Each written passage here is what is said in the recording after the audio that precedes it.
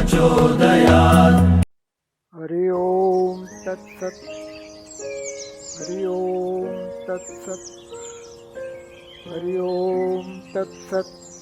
आज हम मानव के महान प्रतिष्ठा और सिद्धांतों के बारे में चर्चा करेंगे।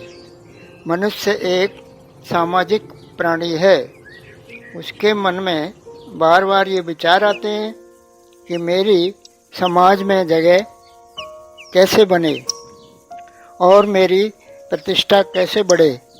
इसका एक तरीका यह भी हो सकता है कि आप इसके लिए कोई एक सिद्धांत बनाएं, उस पर डटे रहें। इसमें बाधा आने पर अपने इष्ट भगवान मालिक का ध्यान करें। कुछ समय ध्यान करने के लिए निकालें। उससे प्रार्थना करें, हे प्रभु, मेरे मार्ग में आने वाली समस्त कठिनाइयों को दूर करो। ऐसा प्रयास करें तो आपको नियमित ध्यान करते रहने से अपने मालिक, संसार के निर्माता की ओर ध्यान लगने लगेगा और आपके मार्ग में आने वाली कठिनाइयाँ दूर होती नजर आएंगी। धीरे धीरे रे मना, धीरे सब कछु होए, माली सींचे 100 घड़ा, ऋतु आए फल होए। ये तो आपने सुना ही होगा कि समय आने पर ही कार्य में सफलता प्राप्त होती है, चाहे उसके लिए कितना ही प्रयास क्यों न किया जाए। एक बात और है, समाज अथवा दुनिया में आपका स्थान, मान सम्मान बने या ना बने, अपने परम पिता परमात्मा की शरण प्राप्त हो गई, शरण में स्थान मिल गया तो समाज में स्थान का कोई अर्थ शेष नहीं रह जाता है। दुनिया में स्थान मिले न मिले, दुनिया के मालिक की शरण मिल जाए तो वह संसार से बेहतर होगा। ऐसे ही भाव हमारे होने चाहिए। पिता परमेश्वर हमारे भाव के भूखे हैं। वह हर जीव के भाव को पहचानते हैं। सभी जीवों पर हर पल उनकी नजर रहती है। उनको आपसे कुछ नहीं चाहिए और आप उन्हें दे भी क्या सकते हैं।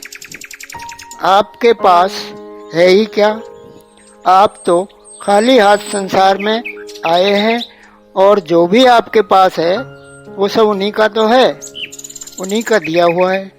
यदि आपके भाव शुद्ध और साफ हैं, किसी भी तरह की कोई मिलावट, छल कपट की भावना नहीं है, जैसे मन में कुछ और बाहर कुछ, ऐसे मानव उन्हें पसंद नहीं है। कई लोग भगवान के सामने भी शर्त रखने से नहीं चूकते। वहाँ प्रश्न करते हैं, हे भगवान, मेरे लड़के की नौकरी लग जाए या मेरे लड़के के व्यापार में बढ़ोतरी हो जाए या मेरी पुत्री का शीघ्र विवाह हो जाए इत्यादि, तो मैं आपको 5100 यानी 5100 रुपये या इससे और अधिक रुपए और प्रसाद चढ़ाऊंगा। यानी आपके बताए समय में भगवान ने कार्य नहीं किया तो आप प्रसाद नहीं चढ़ाएंगे। ये तो भगवान को बांधने खरीदने वाली बात हुई। उसमें आस्था की तो यहाँ कोई बात ही नहीं नजर आती। अरे भाई, भगवान गरीब अमीर नहीं देखते। हम सभी तो उनकी संतान हैं। वे तो समय समय पर सभी का कार्य स्वतः ही करते रहते हैं, सभी के भावों को जानते हैं। उनका ध्यान सच्चे भाव से करके तो देखो, और ना भी करोगे तो भी आपका काम करेंगे। सबका मालिक सबका काम करते हैं। ठीक वैसे ही जैसे आप अपने परिवार के कार्यों को करते रहते हो। क्या आपने बच्चों से काम के बदले कुछ मांगा है कि इतने पैसे दे दो तभी आपका कार्य करूँगा? मांगने की छोड़ो, मांगने का भाव भी आप नहीं करते हैं। आप परिवार के मालिक हैं और अपने परिवार के सभी सदस्यों के कार्य समय समय पर पूरे करते रहते हैं। ठीक ऐसे ही सभी परिवारों को मालिक और मालिकों के मालिक, दुनिया के मालिक अपने सभी बेटी बेटों के काम भी समय आने पर पूरे करते रहते हैं। वहाँ किसी काम के बदले किसी तरह की मांग नहीं की जाती। स्वतः ही सभी के कार्य निश्चित समय पर होते रहते हैं। आप अपना काम करते रहे, प्रभु आपका काम करते रहते हैं। विद्वानों ने प्रभु मार्ग के उसके ध्यान में मन कैसे लगे कुछ सरल उपाय सुझाए हैं। पहला, सर्वप्रथम आप अपनी आदत बदलें। अपने घर परिवार एवं बाहर के लोगों का आदर करें। सभी से प्रेम और शांति से बात करें। दूसरा, क्रोध को धीरे धीरे कम करें। किसी पर क्रोध न करें। क्रोध आने पर स्थान छोड़कर चुप बैठें। तीसरा, सभी वस्तुएं नाशवान हैं। घर में जरूरत से अधिक अनावश्यक वस्तुओं को इकट्ठा न करें। ये सभी क्रोध का कारण बन जाती हैं, शांति में बाधक हैं, प्रभु ध्यान में भी बाधक हैं।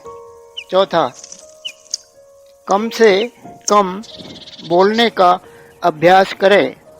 ज़्यादा बोलना हो तो मन ही मन अपने भगवान का नाम ले लें। प्रभु का मन में ध्यान करें। पांचवा, सभी जीवों में एक ही आत्मा निवास करती है। सभी में परमात्मा का रूप है, ऐसा माने। छोटा बड़ा ऊंच नीच के भाव त्यागें। सभी प्रभु के रूप हैं। सभी के प्रति प्रेम और आदर भाव समभाव रखें। ऐसा जानें कि हम भी हजारों बार इन योनियों में जन्म लेकर मृत्यु को प्राप्त हुए हैं। इसके पश्चात मानव योनि मिली है, फिर भेदभाव कैसा? छठा, दूसरों के बारे में जानने के बजाय अपने बारे में अधिक से अधिक जानने का प्रयास करें। मुझे मानव जीवन क्यों मिला है? मेरा कर्म क्या है? मुझे कैसे कर्म करने चाहिए? मुझे पशु पक्षी जानवर और जीवों की योनि में ना भटकना पड़े। सातवां, जो प्रभु ने आपको दे रखा है उसी में संतोष करें। आप करोड़ों जीवों से अच्छे हैं। भविष्य में मिलने वाली किसी भी वस्तु से संतुष्ट नहीं हो सकते। आठवां, आपका मन ही आपका मालिक है। किसी भी कार्य के बारे में राय ले सकते हैं। अच्छे बुरे के बारे में वही आपको सही राय दे सकता है। मन से राय लेकर किए गए कार्य सफल हो सकते हैं। नवा, समय बहुत कम है। समय के मूल्य को पहचानें। गया हुआ समय फिर नहीं आता। जो आज है उसका अधिक से अधिक सदुपयोग करें। समय निकल जाने के बाद पछतावे के अलावा कुछ भी शेष नहीं रहता है। 10, योनि परिवर्तित होती रहती है। न जाने कितने जन्मों के बाद मानव जीवन मिला है। इसे व्यर्थ न गंवाएं, प्रभु मार्ग में लगाएं। 11, आपके जन्म एवं मृत्यु के पल का किसी को भी पता नहीं है, संसार में भी किसी को पता नहीं है। केवल संसार के बनाने वाले को ही पता है। वह पल भर में संसार को नष्ट कर सकता है। जो हर पल मृत्यु के बारे में ध्यान रखता है वही शांति से जी सकता है।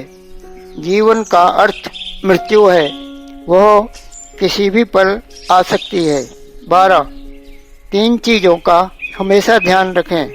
नंबर 1, अपने आत्मसम्मान की रक्षा करें। चरित्र पर आँच न आने दें। धन माल गया तो कुछ भी नहीं गया, चरित्र गया तो सब कुछ गया, ऐसा जाने। दूसरा, आपको जन्म का उद्देश्य क्या है? मुझे मानव जीवन क्यों मिला है? मुझे क्या करना है और क्या नहीं? अंत समय में कहाँ जाना है, ऐसा विचार करें। तीसरा, मन कभी अशांत हो तो मन की शांति के लिए पास के बड़े बुजुर्गों से उनसे अनुभव प्राप्त करें। ज्ञानी पुरुषों मित्रों से राय ले सकते हैं। मन को शांति मिलेगी। शांत भाव से प्रभु से प्रार्थना करें। आज के विचारों में इतना ही। अगली वार्ता जन्म मृत्यु सुख दुख के बारे में होगी। समय का इंतजार करें। धन्यवाद।